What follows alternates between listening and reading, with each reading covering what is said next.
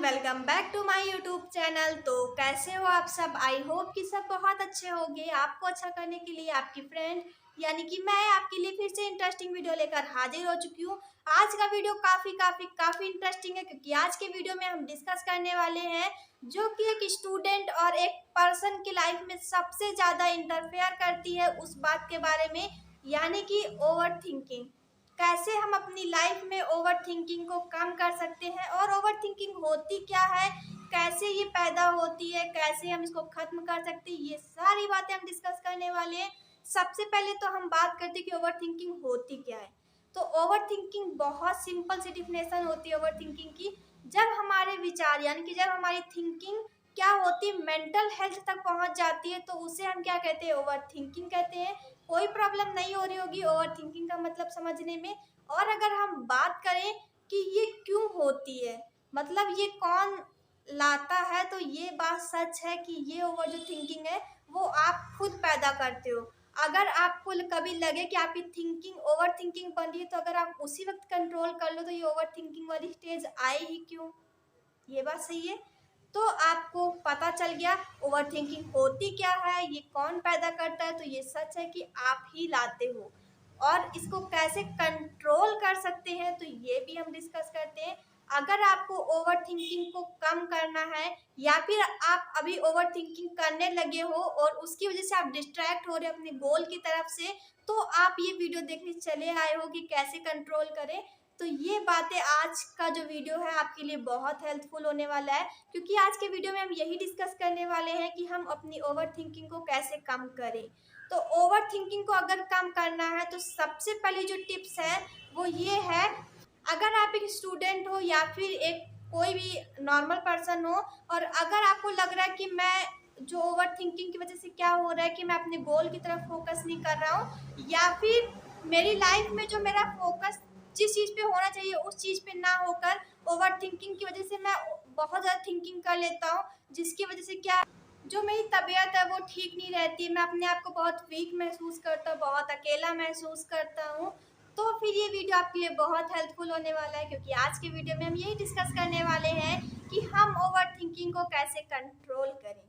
तो कंट्रोल करने के लिए आपको मैं 2-3 टिप्स बताऊंगी, वही फॉलो करके आप क्या कर सकते हो, अपनी ओवर थिंकिंग को कम कर सकते हो। तो सबसे पहले जो टिप्स है कि अगर आपको लगे कि जो आपकी थिंकिंग है वो ओवर थिंकिंग बन रही है, कैसे पता चलेगा?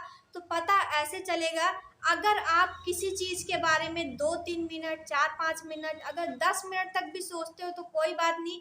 अगर आप उसको आधा-आधा घंटा, 1-1 घंटा, 2-2 घंटा सोचने लगो, तो समझ लो कि आपको एक दिन ऐसा मिलने वाला है जब आपको डिप्रेशन होने वाला है, यानी कि आप ओवर थिंकिंग इतनी ज़्यादा कर लोगे कि आपको लगेगा कि यार अब तो सब कुछ खत्म हो गया है, या फिर आप ऐसा सोचोगे कि काश मैं ये पहले ही मुझे कोई समझा देता तो मैं यहाँ तक आता ही नहीं।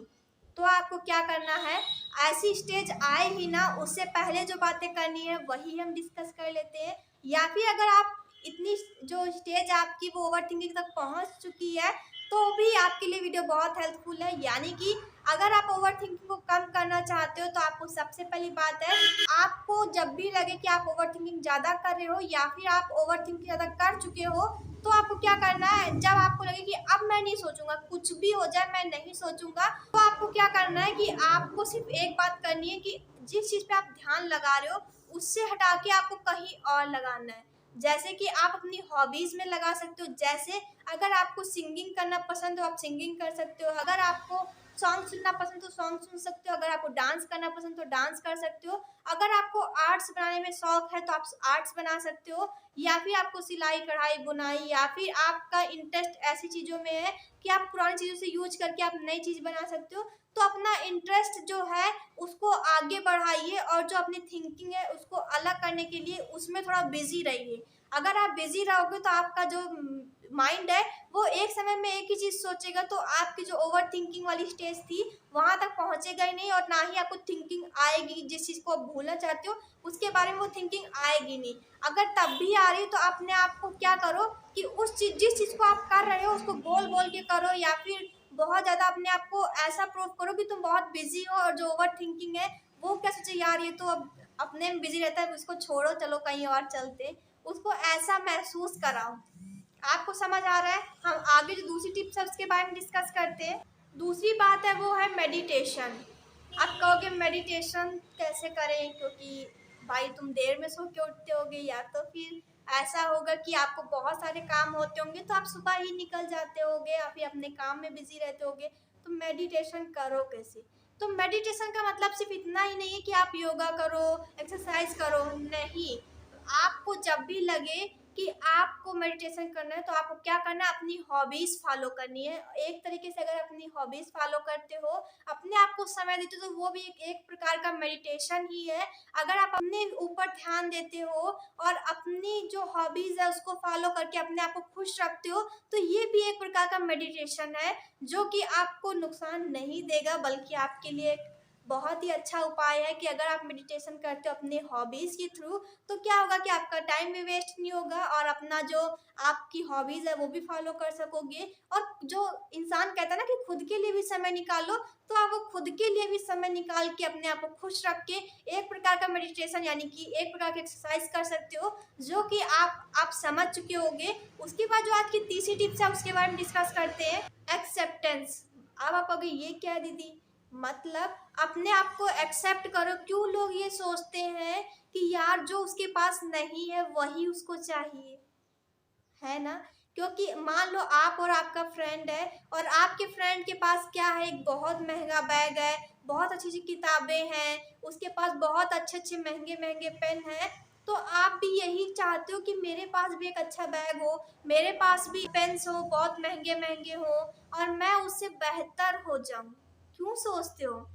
आप उसको लाने के लिए आप बेहतर तरीके से आप बहुत वर्क करके आप उसको ला सकते हो, लेकिन ये क्या है कि आप उसकी कंपेयर करते करते इतनी कंपेयर करते हो कि आप थिंकिंग से ओवर थिंकिंग की तरफ पहुंच जाते हो, और बस आप उसकी और अपनी कंपेयर करते करते करते करते एक ऐसी स्टेज पे पहुंचते हो जहां आपको लगता है कि यार अब काश ये मैं पहले करता ही नहीं तो हम यहाँ तक आता ही नहीं। क्योंकि बहुत सारे बच्चे ऐसे होते हैं जो आप कंपेयर करते करते करते करते इतनी ज़्यादा जेलस हो जाते हैं कि वो क्या करते हैं कि यार बाद में सोचते हैं कि यार काश जब मैंने पहली बार स्टार्ट किया था कंपेयर करना तभी मुझे कोई समझा देता तो मैं ये करता ही नहीं, और वो अपनी जगह रहता, मैं अपनी जगह। फ्रेंड्स ऐसे ही बनाओ जो आपके लेवल के हो, आपको समझे, आप उसे समझो, ना कि एक ऐसा फ्रेंड्स बनाओ जो कि बहुत बड़ा हो, आप बहुत छोटे हो, और ना आप उसकी रिस्पेक्ट कर सको ना वो आपकी करे। वो आपको छोटा समझता रहे और आप उसको बड़ा।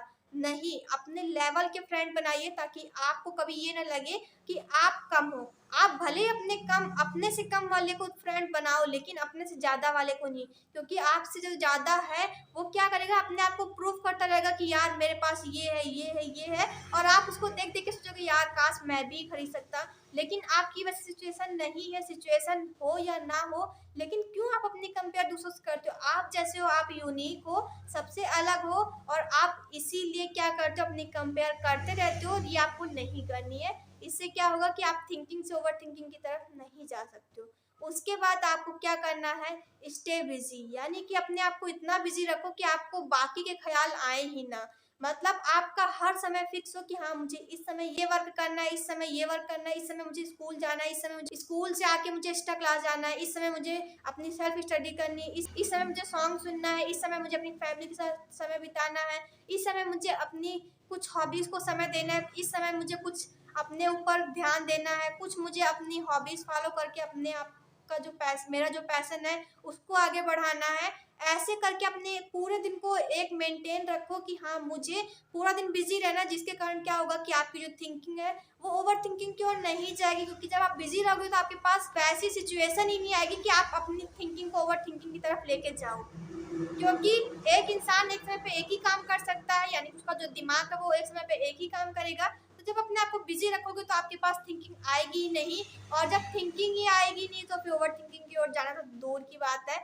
और जो आज की सबसे लास्ट और सबसे इम्पोर्टेंट बात है वो ये है कि राइटिंग। अब लोग कहेंगे दी राइटिंग क्या लिखने की जरूरत है? राइटिंग का मतलब है एक डायरी बनाइए या फिर एक कॉपी बनाइए जिसमें आप अपनी लाइफ के हर एक मोमेंट को लिखिए। मतलब सुबह से शाम तक आपने क्या किया उसको ज़रूर लिखिए। अगर मैं अपनी पर्सनल बातें बताऊँ तो मैं खुद लिखना पसंद करती हूँ, क्योंकि जब मैं क्लास 11th में आई थी तभी मैंने सोचा था कि मैं अपने लाइफ के हर मोमेंट को लिखूँगी। और जब मैं अब अपनी पिछली डायरी को जब कभी खोल के देखती हूँ तो मुझे लगता है कि यार ये चीज़ें तो मैंने बेविज़ूल मैंने ये सब चीज़ें की थी, ये तो मुझे करनी ही नहीं चाहिए थी। ये तो शायद बहुत छोटी-सी चीज़ थी जिससे कि मेरे को वो दिन दुःख हुआ था, ये तो नॉर्मली सी बात है। और जब कभी वैसे दोबारा सिचुएशन आती है तो क्या होता है, मुझे लगता है कि यार ये उस बार की तरह ही है और ये छोटी-सी बात है, इसको लेके मैं दुखी हूँ। ये तो दुखी होने का कोई कारण ही नहीं है। आपको क्या करना है, राइटिंग करना है, मतलब अपने आप की जो आपके लाइफ के एक्सपीरियंस है उसको लिखिए। और जब भी मौका मिले तो अपनी लाइफ के जो पीछे के एक्सपीरियंस है, यानी कि जो आपके पास्ट एक्सपीरियंस है उसको ज़रूर पढ़िए। उससे आपको कुछ ना कुछ सीखने को ज़रूर मिलेगा और रोज़ आपकी लाइफ एक ऐसे इंटरेस्टिंग मोड से गुजरेगी। और जब भी आप चाहोगे कि हाँ, इस तारीख को इस दिन में क्या हुआ था मेरे साथ, तो आप उसको खोल के देख सकते हो। और जब आप उसको खोल के देखोगे तो आपको बहुत अच्छा भी लगेगा, कभी दुखी होगा कि यार मैं उस वक़्त ऐसे कैसे हो सकता था। मुझे तो ये सब बातें करनी ही नहीं चाहिए थी और यह हो गई, तो अब जो बातें हुई थी वो मैं दोबारा नहीं करूँगा। ऐसे आपको अच्छा लगेगा और आप उसको नहीं करोगे। आई होप कि आज का वीडियो आपके लिए हेल्पफुल रहा होगा। अगर अच्छा लगा तो वीडियो को लाइक करना, शेयर करना, कमेंट करना और अपने दोस्तों के साथ शेयर करना बिल्कुल भी ना भूलना, ताकि वो भी इस वीडियो का फ़ायदा उठा सके। तो मिलते हैं नेक्स्ट वीडियो के साथ, तब तक के लिए बाय।